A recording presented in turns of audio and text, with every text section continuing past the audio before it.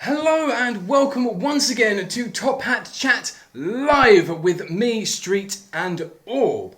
Today on the channel we are going to be discussing the whole news of the week, or at least the news that we find interesting, because for the first time in probably about 3 or 4 weeks there is actually news. Yeah, mate, it's a rarity in today's age. I think it's because we get bombarded with it all the time nowadays. Yeah. So you receive your news every single day like, you used to with your newspaper. And I just think it means by the time we get to the end of the week, we just run out of that glut of news to talk about. I mean, RGT85 has literally been starving because he hasn't been able to make any videos about any news. But he's looking good for it. I mean, he looks really healthy, which is nice. Well-deserved break. So yeah, a few of the things that we're going to be talking about today are going to be the Megadrive Mini, which has had some games announced for it. The PlayStation 5 we're going to talk about briefly. The Nintendo Switch Mini. Neo Geo news, which is really interesting. Didn't see that coming. A remake of a popular FPS from sort of turn of the century. Yeah, we've got some Capcom news as well. What else? Have we got? Rage 2. Yeah, some Rage 2 news. So yeah, loads and loads of stuff that we can talk about. Not really sure where to start. I've got a list here on my phone. I suppose we can talk about the Capcom news first, really quickly, because I think people will enjoy Capcom news.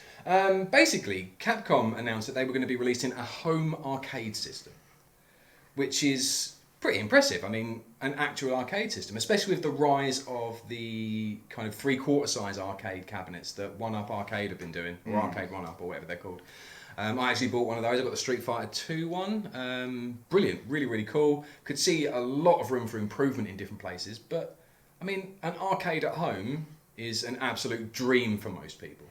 Yeah, I mean, it's a hangover, isn't it, from that sort of late 80s, early 90s, up to the sort of mid 90s, heyday of arcade game. Well, it wasn't the heyday, but, certainly for us, that's where we remember playing a lot of our games, certainly the light gun games, Time Crisis, House of the Dead.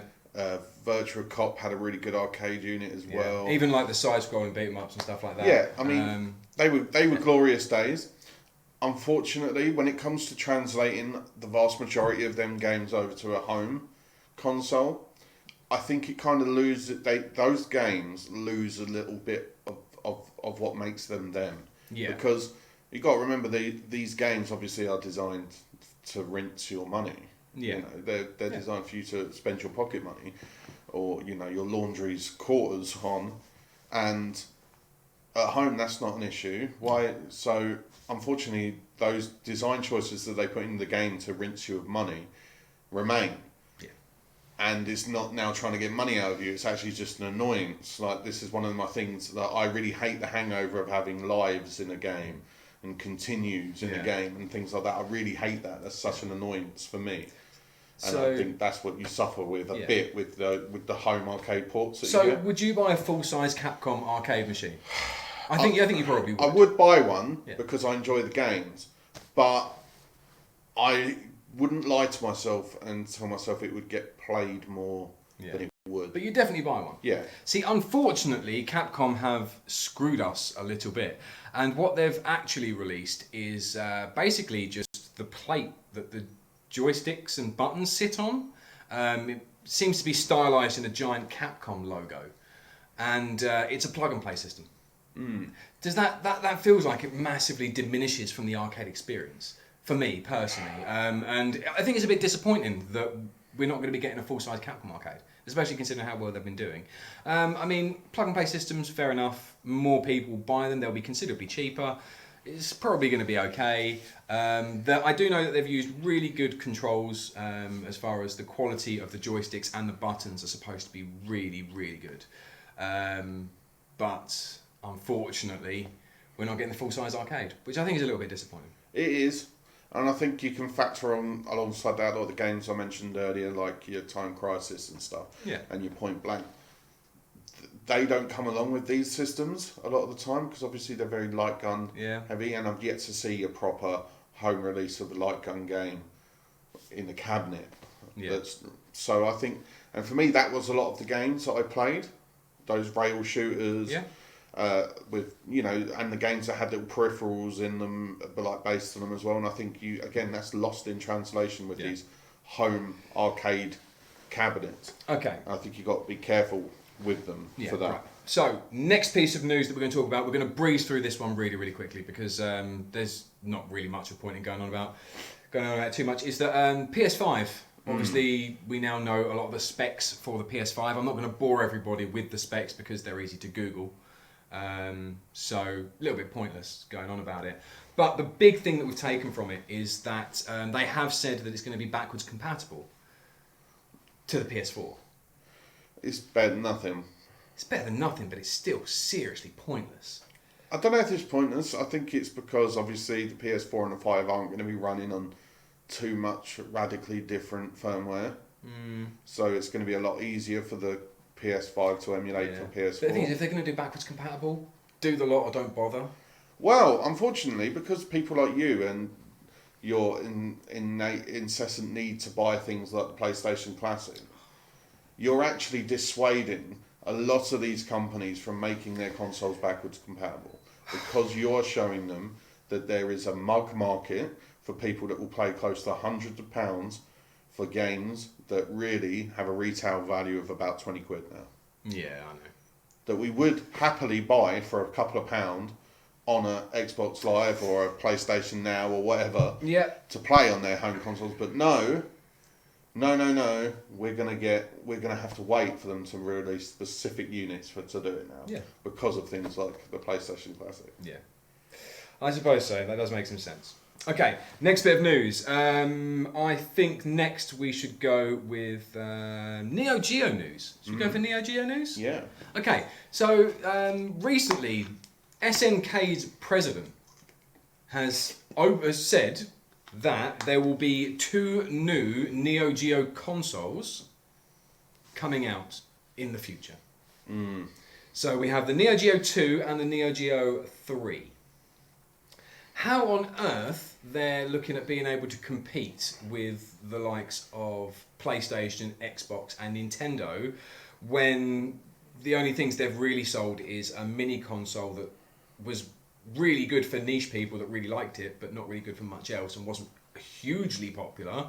And like SNK heroines. Like, they've got a few bits in the pipeline, but they're not going to be able to compete graphically. But they do have a new Metal Slug game that is going to be coming to the system with exclusivity.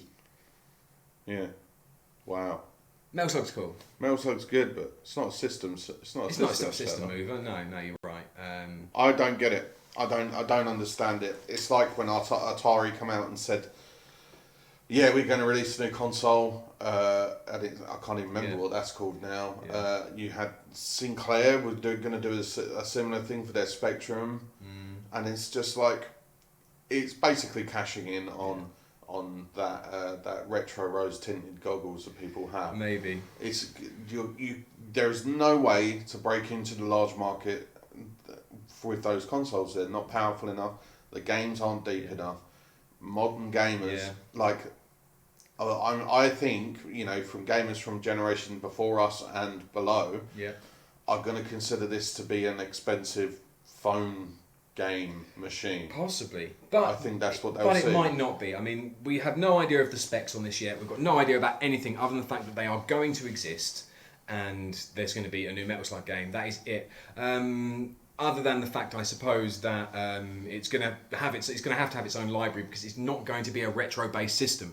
They're not going to be mini systems. They're going to be brand spanking new. How can you justify coming out with a release for 2 new systems? I don't know. This doesn't make any sense. That blew my mind. I was kind of like, why would you have a 2? And like, if you had a regular and a pro version both coming out at the same time at different price points, completely see where you come from. But they're either going for that and they've called it a 2 and a 3, which is kind of like the whole naming system of the Wii and the Wii U happening again, like just a confusing naming system which is going to cause problems. I don't know what they're doing. It just seems really stupid. But it's exciting to see where it's going to go, at least. And I think that's fair. I think, I mean, it's semi-exciting for that. This kind of just seems a bit like they're trying to cash in on game hipsters. Probably. I think that kind of what it screams to me is we are trying to attract the gamers that want something a little different, but have expendable income and are willing to go, oh yeah, well check this out. This is like so cool, man. It's the brand new Neo Geo, man. It picks up right where it left off, and it's like that was over 20 odd years ago. Yeah, it didn't. Yeah. Games have moved on so much, and I'm not just talking about graphics. I'm talking about the whole package. Yeah. Of what a game has moved on now. Yeah. I mean, Metal Slug is not going to be as popular as Fortnite. No, unless it's got a battle royale mode. Shit. Yeah. Don't laugh at me for that. No. Tetris had a battle royale mode, so it is not beyond the realms of possibility. I don't want to play that either. But it still exists. It does exist. So a Metal Slug battle royale game could happen. That's all I'm saying. Okay, so we've got a few more bits to cover. So I suppose we should move on to Megadrive, Genesis, Mini. Yeah, so they've released 20 games. They've come out, Sega have come out and said, here are 20 games that we're going to release. Okay, I actually haven't looked at the list, so you're going to have to enlighten me. Well, you see, here's a weird thing. They've said, here are the 20 games that are coming out. It's a 40 game system, from what I believe, in both Japan and Western markets. Okay. But they've gone, here are 10 that are going to be on the Japanese one, and here are 10 that are going to be on the Western one. Right. So it's a really odd way of divvying it up. I'm not sure why they've done it. So the Japanese ones that we know of so far are Sonic 2.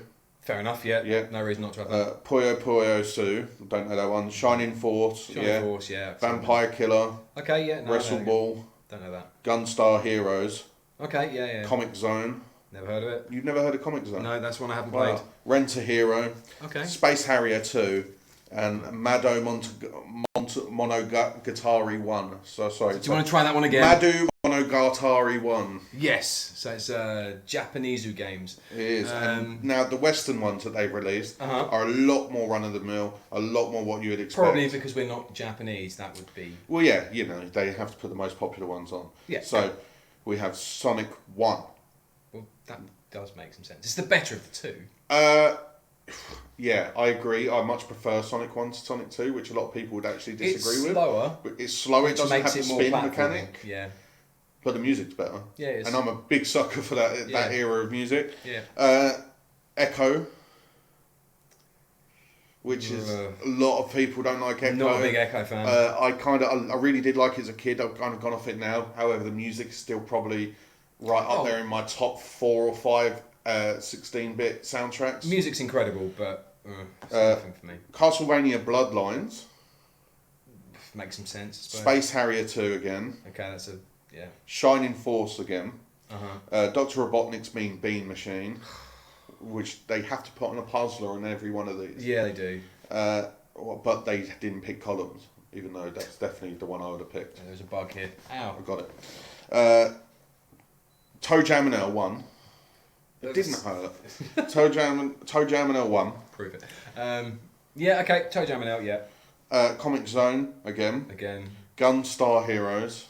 Again. Was that again? No. Gunstar Heroes was pretty sure it was only on this one. No, it was, sorry. And Altered Beast. Altered Beast is annoying. I love Altered Beast. Rise from your grave. But it's like a 10-minute game and then it gets annoying. Yeah. Again, but this is the problem with these arcade era games being ported over, because Altered Beast was originally an arcade game. Yeah. Getting ported over, and you're having that old system of continues and lives. Yeah. That just I don't think it carries over that well. So we have a price point as well. $79.99. Price point's not too bad. I mean, I think that's relatively okay. I mean, if it is going to be a 40-game system, then I don't think that's too bad, providing they're all not Dr. Robotnik's Mean Bean Machine. And that's only 10 of them that we've been told of. We've got another 30. Even if it's a 20-game system, it's still an okay price point. I've got no issue with that. You're looking at 70 quid. Yeah, by the time it comes down in price a little bit, I mean, I won't be buying this until it goes down in price, and I'll buy it for £5. Oh, sure it's not. My problem with it is it comes with the standard 3-button. 3-button, yeah. It's a 3-button. And I always like the turbo ones. Yeah. With the small silver buttons above the top of the ABC. I really liked those. Well, we only get the standard. Same with what happened with the PlayStation Classic. That only got the rubbish original controllers, which are poo. Yeah. Same happened with the NES Mini that had the normal controllers, but with the really short cables. There's always a problem with the controllers. But SNES Mini didn't have any of this problem because it's probably the best controller. It was the of all second time. one that came out. So if they were to release a Saturn Mini, it would be fine. Yeah. Yeah. You're missing another 10. We are missing another 10. Earthworm Jim was announced. Yeah, we said Earthworm Jim, sorry. No, we didn't. We did say Earthworm Jim. Pretty sure we didn't. Pretty sure it did. Pretty sure we didn't. Why is it not on my list? Goddamn lists. That's annoying, because I knew that Earthworm Jim was on it. Yeah. I don't know. Is that it? Oh, right. Oh, okay. Right. Carry on. So, this is the second half of the list. Okay, second half. We won't do the second half of the Japanese list. No, I don't care. Because there's only Contra, Hardcore, and World of Illusion starring Mickey Mouse, Donald Duck on there. That's pretty cool. Yeah, World of Illusion's cool. So these are the 10 new ones. Okay. That they've released. Earthworm Jim, Sonic 2, That's copied from the Jap. Castle of Illusion, and Again. World of Illusion. Both of those are solid. Streets of Rage 2. Yeah. Boo. Contra Hardcore, Thunder Force 3, Super Fantasy Zone, Shinobi 3, Return of the Ninja Master, and Landstalker. That's a good lineup. It is, but why have you not got Streets of Rage 1 on there? Why is it always 2? One's the better game. One's the better game, better soundtrack, better game. I really... Yeah, so I mean, it's looking good. I've got no issues with that particularly. I think that's fine. No, I think it's a pretty solid lineup. Yeah, I'm happy with that. Right, so a few more topics to get through. We can blast through these, not too much problem. So, which of your two that you've got left do you want to do? So they are remaking. They've just announced that they are remaking one of the real cult classic first-person shooters of the early 2000s. They are remaking XIII or 13. See, 13 is a really, really solid game. Yeah, I picked it up when it come out and didn't read the... I'm pretty sure it's based on like a comic, a Belgian comic or something. Never read it before, never seen it. Picked up the game and really, really loved it. It was super fun, super stylish. And it started on Brighton. Like the first level was Brighton Beach. Wow. Which I loved. I always loved that. I never played it from the start because I never actually owned it. My friend owned it and then bought it round. Yeah. And it was cool. It's a good game. I mean, the graphics were awesome. It's going to be a remake of it. They won't have to remake too much, really, because it played pretty solidly before, and it's cel shaded. It was very tight. It's very cel tight. shaded, so those graphics last forever. The graphics have held up. The gameplay is still very tight. It's an interesting choice for a remake. A remake suggests that they're going to go back to square one on everything. Yeah. So it's a concern in a way that they're going to exchange up that really quite tight arcadey shooter for maybe something a lot more along the lines of what a traditional FPS feels like to play. But I'm holding out hopes they're not going to do it. I'm holding out hopes they're going to stay. They're going to stick really close to the source material, and it's just going to be a tarting up, for want of a better phrase. Yeah, more of a remaster than a remake. Yeah, but they have used the word remake. I know we talked about the difference between remake, remaster, reimagining a little while ago. But they have used the words remake, which suggests to me they are going back to square one. So all we can do is sit here with our fingers crossed that it's going to be okay. Everything's going to be okay, and that's what we're going to hope for. That's what I'm hoping for. Right. So next on the list is... okay, so this is a bit of humour news before we get to the main news. Kind of. Which is Rage 2 news. Oh, yeah, Rage 2. Yeah, so... Rage 2. Apparently there is going to be a... is it a pack add-on of some kind? So what they're saying at the moment is it's a cheat. Okay. They're saying it's a cheat. I then read that to get this cheat earlier, you can pre-order it or get the special edition. So I don't know whether it is like a DLC pack that they're just chucking on, or if it's going to be a free DLC pack, or if it is literally a cheat code. I don't know.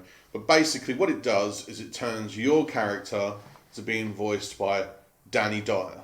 Okay, for anybody that is currently watching from America... Google Danny Dyer, that is Dannydier. D-Y-E-R. Yeah. D-Y-E-R. Sorry, my bad. Terrible spelling. I think Kieran Dyer, who's a footballer, who Same. he also won't know. Which is also spelt the same way. Yeah. No, it's not. Yes, it is. Is it? D-Y-E-R. Okay, anyway. I've been up for a long Are you time. on about Eric Dier, who plays for... That is who I think that Yeah. is. Or Dyer, as they do say. Yeah, they do say that, yeah. Anyway, yeah, Google him. He's an absolute... He's somewhere between a complete legend and an absolute tool. I bloody love him. And I don't just love him because obviously family's East End and that's kind of like the extension of that. No, I love him because he knows exactly what people think about him, what people consider him to be, and he plays up and earns money off it. It's like a wrestling heel. Oh, yeah. It's like a heel. He knows what people expect from him, so he delivers what they expect, and he earns him money. That's not a problem.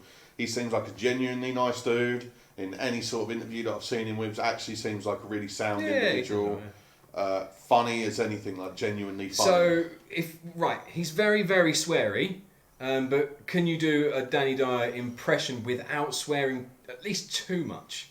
Of the kind of thing that you're going to get throughout playing Rage 2. It's got one swear word in it. It's not a heavy swear word, so I'll use it. It's one of my favourite Danny Dyer quotes of all time. So if you find them there, you can look for this thing called Inspirational Danny Dyer Tweets. Okay. And it says all things he's tweeted out, but he read out a load of them. And one of them was, sitting here watching Question Time with my crumpet absolutely pissing of Marmite. Yeah. The height of sophistication. There we go. Brilliant. I love it. And that's the sort of... I've looked at some of the clips that you're going to get in this game, and it sounds really good. Can you do one without too much swearing? Yeah, there is one where it's like, give me the shooter. And he's like, this is a pea shooter. And it's like, mate, look at the wig on that. Because he's talking about someone's haircut in the game and that. And he's like, I'll make all their syrups fall off. There we go. It's So really good. this is what you can expect from Rage 2, which makes me want to buy it a little bit more and a little bit less at the same time. I actually am really right? So there's two reasons now I really want to buy Rage 2. Me and Street watched the sort of mini review, early access for Rage 2. We actually watched that the other night, and we were both actually quite disappointed and going, not interested in that, couldn't be any less interested in that game, don't want to buy it. So not only now does Danny Dyer do a voice for your character, they announced this on April Fool's Day, but it's true. They're also going to add the NBA Jam guy as a voice. So the boom shakalaka, that dude. He's heated up. He's going to be in the game as a voice as well. So now there's two reasons why I want to buy that game, and it's both voice acting reasons. Right. Last bit of news for the day. It is in the thumbnail, so we have to kind of cover this. There has been an image leaked for a Switch Mini. Nintendo Switch Mini. I'm going to pop it up on the screen briefly. We're going to have to move our heads very slightly just to make sure that we fit. Hang on. We've appropriately moved. There. So this is the image that was released.